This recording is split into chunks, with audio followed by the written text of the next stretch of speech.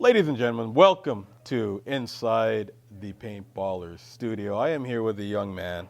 I don't know, he's getting a little older.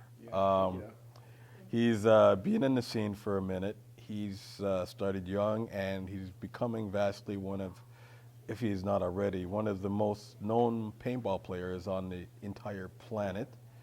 He is a leader. He is extremely skilled at what he does. And he even has a life outside of paintball. Mr. Ryan Greenspan, can we please have a round of applause?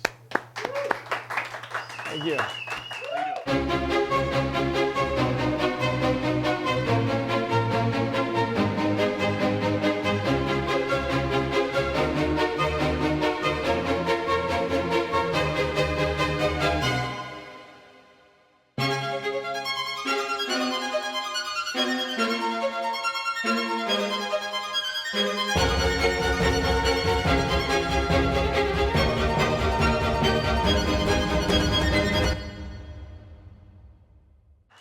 How you doing? I'm doing well, thank you. You good? Yeah.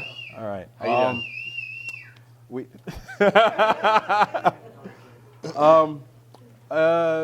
We met a few years ago, different events, stuff like that. And people want to know about you, paintball in and out. Sure. Where did a young Ryan Greenspan grow up? Well, I grew up in a small town in Northern California. It's a town called Sebastopol. Many people have never really heard of it, but it's about an hour north of San Francisco. I grew up actually with one of my best friends, longtime friends and teammates, Yosh Rao. Oh, really? Yeah, okay. we grew up in the same town, went to school together, I think, since kindergarten, and then basically started playing paintball together. Around when was that? That was when we were 15 years old is when we started playing paintball together in our backyards, pump guns, all that stuff, which a lot of people don't. When I was 15, that's quite a long time ago. And what a lot of people don't know is that that's like, there was no such thing as electronic guns. There were no airball fields. Like I said, pump guns, which most people don't even realize is like, that was the entry-level package that you buy. Yeah. It wasn't like an axe plus with a motorized loader and stuff like that. It was, old school gravity fed with a whippersnapper JT goggles, and we literally play in our backyards. What did this was high school age, so were there many kids doing that type of thing? Not really, and we kind of grew up on a little bit of like a rural area. Yeah. And it wasn't like we can put a Facebook notification up and be like, hey, we're all going to play paintball in our backyard. There was no internet. Yeah. Old school trying. So yeah, it was just, there was a handful of kids from our school though that everybody kind of played on the weekends at someone's property, at someone's house, or like we would drive out into the woods with our 20-ounce CO2 tanks and pull off to the side of the road and just run up there with a case of paint. Good old school outlaw paintball. Yep. Mm-hmm. Family. Brothers, sisters? No brothers, no sisters. It was just my mom and I growing up. And so, she let me, she was never a huge fan of guns. She hates guns, actually. But she allowed me to do this. The big turning point for her, obviously, was I had to stay in school and maintain good grades. But the big turning point was once we won a car in Spider Cup. That's flash forward to 2000. I was actually going to ask you about that. Yeah. So once I did that, then she's like, ooh, can you get me one too? Have some fun with it, So that Interesting. That was a turning point, and we've been fortunate enough to travel around, so she's been obviously incredibly proud of it. Okay, interesting. Mom's name? Lonnie. What does Lonnie think now? Well, right now she loves it, because every year for her birthday with my frequent flyer miles, she gets a trip somewhere in the world. I get to fly her out to an event. She doesn't come out to events as often anymore, just because I tell her that it's not going to be as fun as, say, going on like you don't need to come to World Cup anymore. Yeah, just go on a vacation you want to go on. Yeah, that's nice. Yeah. That's amazing, actually. Right. Now, you've been known for helping found one of the most successful and well-known tournament teams to date. Mm-hmm. What is that team? Well, that's San Diego Dynasty. How did a young Mr. Greenspan enter such a team? Well, we were really successful in our amateur career, and we moved really quickly up those ranks from back then it was amateur A, amateur B, and pro, and there was novice, amateur A, B, and pro. And so once you do well in those things, and we had a pretty successful team. That was when it was in the woods and it was hyperball. The first World Cup was '98 that we played in prior to becoming Dynasty. 99, and that's when they kind of released the airball format as well. So it was mixed. It was like some of your games are in the woods, some of them are on airball fields, and some of them are on hyperball fields. So we transitioned really well through that phase because we had just started and we were younger and we were, I guess, easier to adapt to that type of format. Okay. So we excelled. In the 2001 season, I believe we won the series as a Cap Factory team. We were an amateur team. The rank, which would be, I guess, considered semi-pro or Division I. Okay. Yosh and I were moving down to San Diego for school, and we wanted to have a pro team, but we also wanted to stick together. And that was a really interesting time because there were teams like Ironmen who'd grabbed Oliver, and there were other teams out there that were kind of like enticing, but we all wanted to stay together, as we had for the Iron Kids, as we had with Cap Factory team. We kind of were the same team with Brian Cole, Alex Fragi. So we decided to do it on our own, and that's another big thing that's attributed to Dynasty's success. Is we're all a group of friends that kept playing together, and we actually established the team together. So we never there was no one person telling us what's going on. It was truly a team effort. It wasn't like we were a factory team where Dye can say, this is the events you play in, or there was one owner like Ed Portman saying, we're playing in these events as Avalanche. It was all of us saying, you guys want to go to Europe? Let's do it. It kept it more as a grassroots fun thing almost. Right, and that's the big thing. And I think if you ask any of the 100 team members that we've had over the past decade and a half, one thing that they'll say is the team's really fun. Okay. And that I think that attributes I think to that has a ourselves. lot to do with it's not a job as much. Yeah, it's not a paycheck per se. It's something you're actually having fun and doing. Well, it's certainly not a paycheck. I can attest to that. Which would surprise some people in this industry, but that's a whole different issue within itself. I was extremely intrigued when I saw that you had taken on a personal project of attempting, or should I say attempting, of taking a boat on a trip and try and do a very cool thing and donate it to some. Tell me a little bit about what that was. Right. So, well, a couple of little things, kind of a backstory generating to this. I've always had like this passion for adventure and trying new things and stuff, and I think that I pick up on I can do some of these things pretty easily. This was we had a sailboat, and it wasn't in the greatest condition, but we wanted to go on a fun adventure, like a trip, something long and something far away. Apparently it was. And so we were looking at some ideas, but obviously under wind power and you're sailing around, you can't get to and from places very quickly. And with our schedule, didn't really allot for very much time for me to take off multiple weeks at a time. Yeah. So we found a window that we could kind of sail this boat down. We were planning to go to Cabo, but we didn't have enough time to come back. So the only options we had were A, go down there and sell the boat, which I don't even know where we even figure out a way to something like that. Yeah.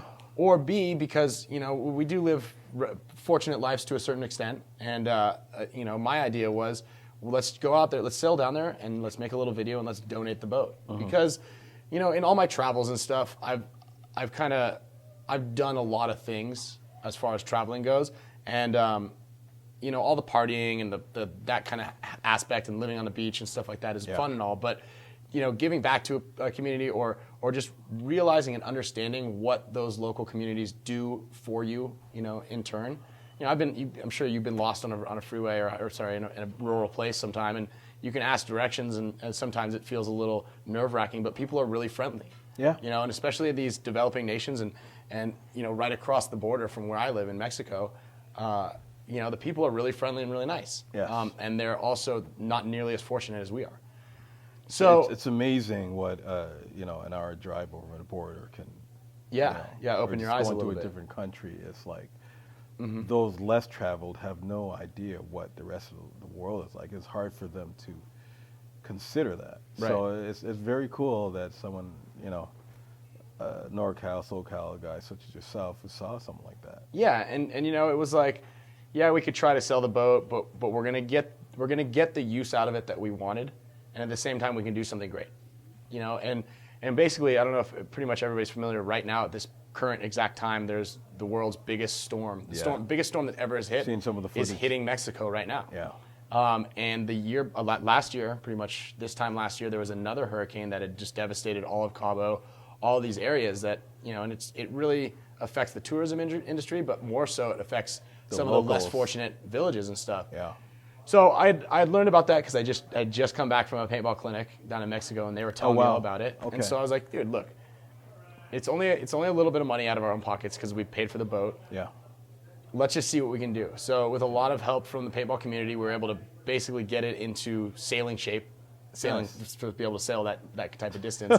and basically we sailed it down. We didn't make it all the way to Cabo because of some storm issues and some unforeseen other problems. Yeah. We documented the whole trip, so there's going to be a fun documentary about it, and I'm actually working on that right now. Pretty funny. Yeah, it's definitely one of those things that at the moment you're like, oh, this is the worst, but it's gonna be a funny, good story. Exactly. Later on. Yeah. So yeah.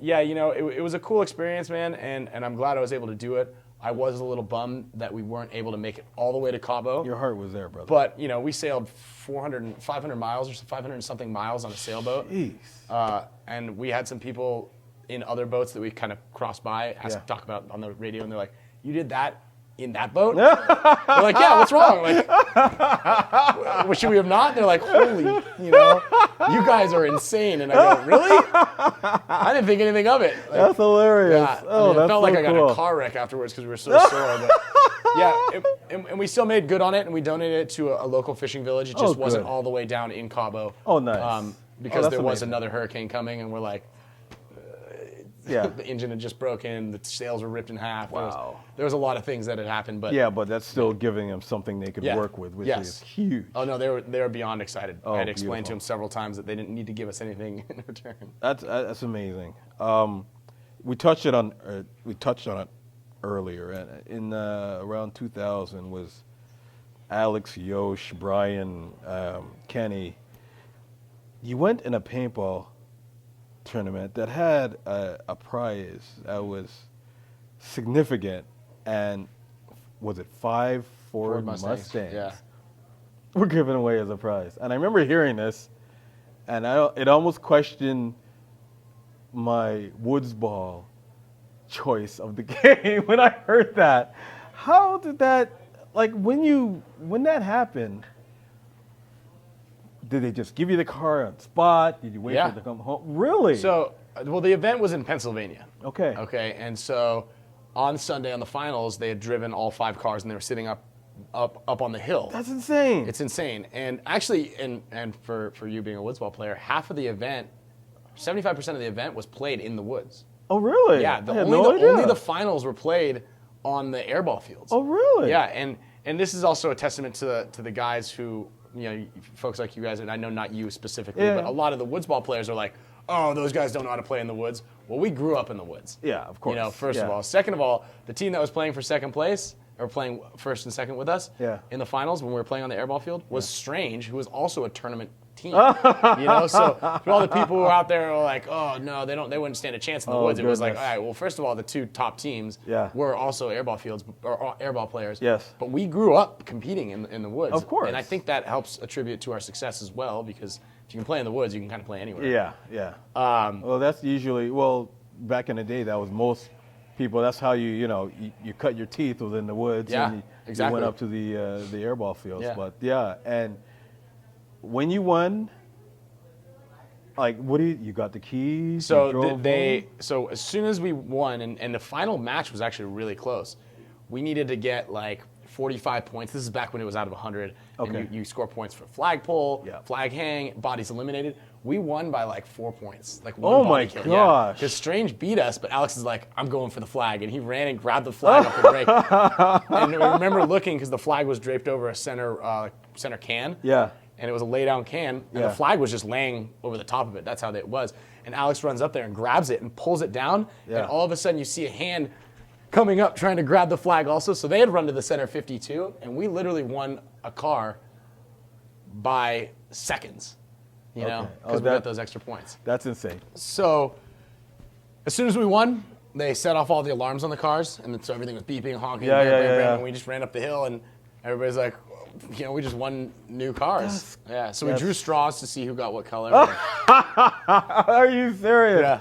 That must have been such an insane moment for you. No, it was pretty surreal. Oh then my gosh. the next morning we we got a ride to the dealership, and we just signed all the paperwork, and they're like, here's the keys. You drove it all the way back? No, we were in Pennsylvania, so we just had them shipped back. Oh, okay. So basically I got a brand new $20,000 Mustang for, I think it was like $600 to ship it. Really? Yeah, we didn't get charged taxes either. Nothing. It was like, here's the keys. So I was in high insane. school. I was 18 in high school, and I had just gotten a brand new car. Oh my gosh. Yeah. Oh my gosh. Pretty rad, And did when you got home, did Mom take it? No, she was pretty excited though. Okay. You know, so that was the turning point in my career as Who far as sponsored the that event? That was sponsored by Kingman. Wow. Mm-hmm. That's yeah. Wow. And they had over 100 teams there.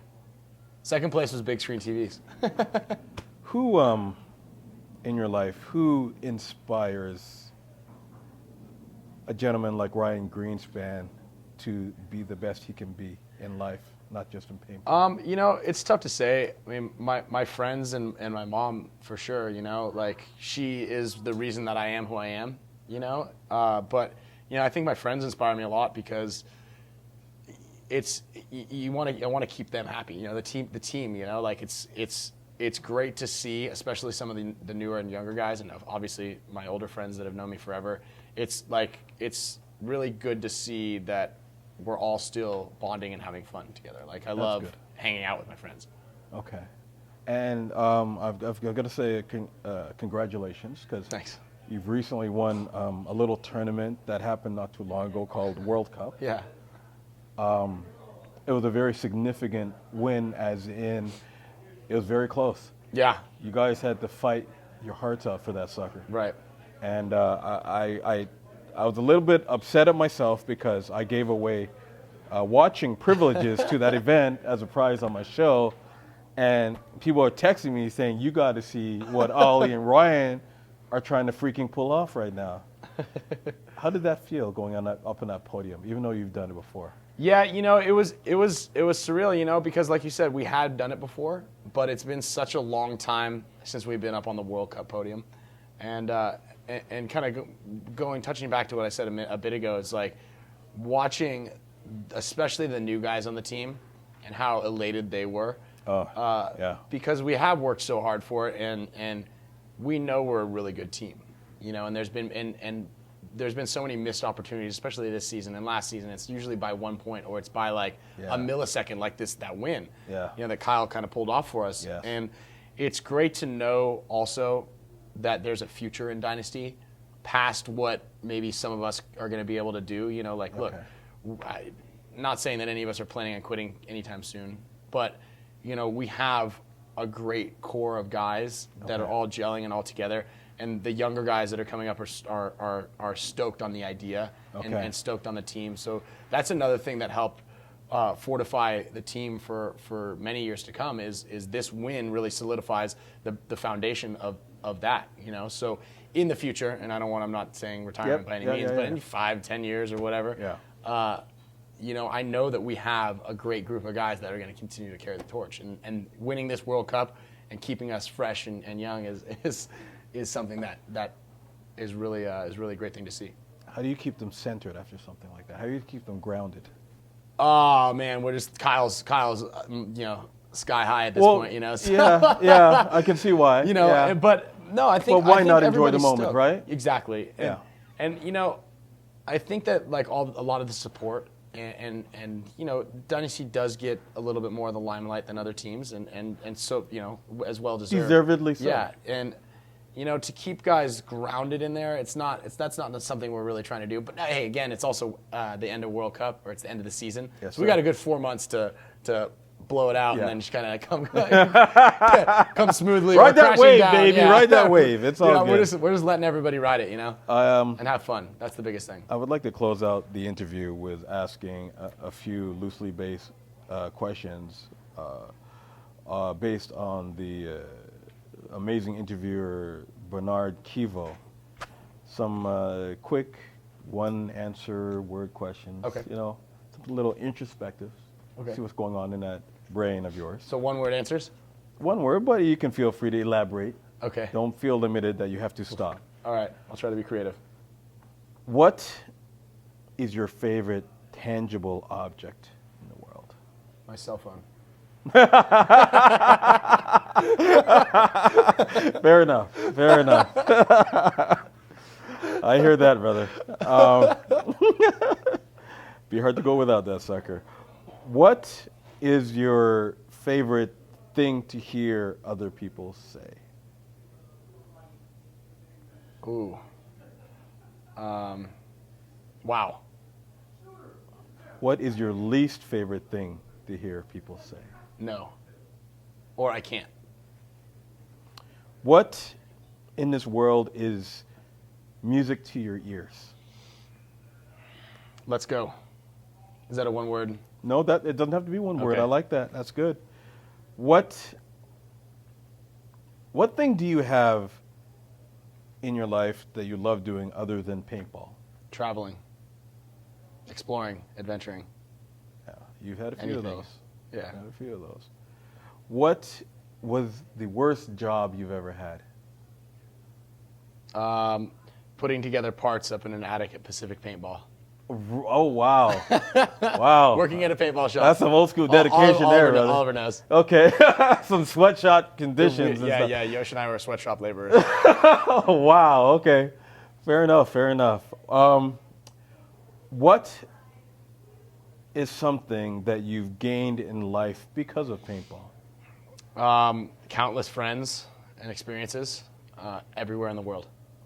I feel that, I'll elaborate a little bit, I feel confident that, with paintball, with the amount of people that I've met, I could go, especially nowadays, go online and say, I'm going to be in, insert country name or Yes. city name here. Yeah. Does anybody have any advice or things to do in the area? It's like, oh, you got to come check this out, or I would love to help show you around, or something like that. And That's a I feel beautiful like, thing. paintball people are very accommodating and also very nice. You always got somewhere to stay, too. Yeah. So that's very cool. What is something you have sacrificed due to paintball? Well, I suppose real life, if that's something that's if that's a thing. A lot of people say, on one respect, I'm incredibly fortunate, like I said, to be able to travel and to be able to experience the things that I've experienced. Yeah. But that does come at the price of, and I don't want to say, like, I'm incredibly missing out. But when I see my friend who's got, and I'm not saying I need a family or anything at this point, but who's got a family and a high upper level job, and it's like, dude, I envy you for this and that. It's like, hey, you've got your This things that and you're that, in yeah. love with, and I've got the things that I'm in love with. But there are some things that you give up. Yeah. If you ask my grandmother the same question, I'm in trouble.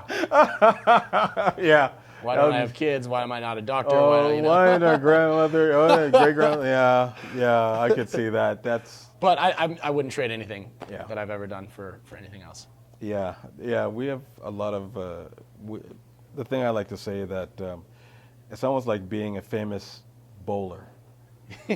Anyone in the sport knows who we are. Yet, outside of the sport, it's like crickets sometimes. Yeah. You know what I mean? So, especially trying to explain it in bars. is celebrities very in our own interesting. world.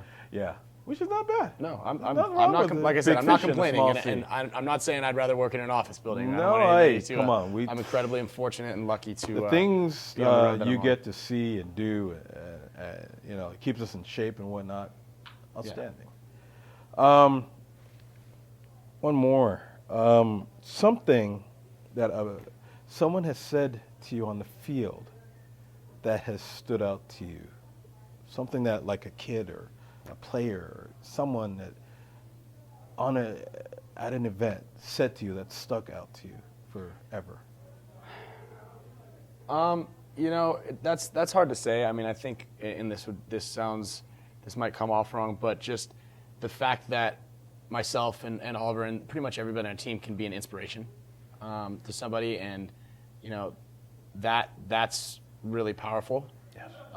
Because to be able to inspire people to do, to go back out there and do some more, or push a little harder, or excel at what they do, is pretty important for me. And that's one of the big takeaways that I think a lot of people don't understand is from the clinics I teach. I'm not teaching the clinics necessarily because I'm getting paid for. I'm not teaching the clinics because these guys are gonna go on to become a winning team. If you get better from anything that I can explain to you or teach you, then you're going to have more fun at playing paintball. Oh. And if you have more fun playing paintball, then you're going to continue to do it, and you're going to spread that information, to your friends and whatnot. So, if the fact that we have the power to inspire and to help people, I think is incredibly powerful. And it's funny because there's that stigma attached to one side of the sport or the other, maybe woods ball tournament, is that I've never attended a speedball tournament clinic. Right. And I joined you and Oliver of one of yours one time, Paintball Explosion, and I learned some stuff. Right. Just by filming part of it. Right. I was like, wow, I've been doing this for a really long time, and I did not. When I saw your ideas and how you're teaching people and stuff, it's amazing what you can learn from the other side of the sport, and how even though they're so similar, they're so different. No, absolutely, and that's the thing is, I just did one the other week with some people who had never stepped foot on an airball field, but they were like, let's just see what it's like. It was an entire team, and they loved it. They learned a lot of new stuff, and the way it relates, like I said, we grew up in the woods. We're out here. We're about to go play at Paintball Explosion in the woods, and I'm ecstatic. I'm so excited to get it's going to be a good one. It's so much fun. Yeah. Not to take anything away from the airball fields and stuff like that, but for everybody who's watching, you really have to become a rounded paintball player. You have to experience everything. It's not, I guess it's you can kind of equate that to anything in life. Is you can't just do one side of a thing. Nope. You should try everything in order to. You can't be a DJ and only know one type of music. There you go. You know what I mean? It equates everything, and I think paintballers as a whole need to see that more. And I thank you for pointing that out even more. Thanks. Where are we going to see you in 5 years? Doing another one of these. My hair will be a little bit more gray. I'll be dressed up a little more formally. Yeah, I don't see you getting any gray at all, brother. It's a really stressful life, know. Jesus, Murphy. Between you and Lang's freaking grooming situations, it's making me sick right now. Outstanding.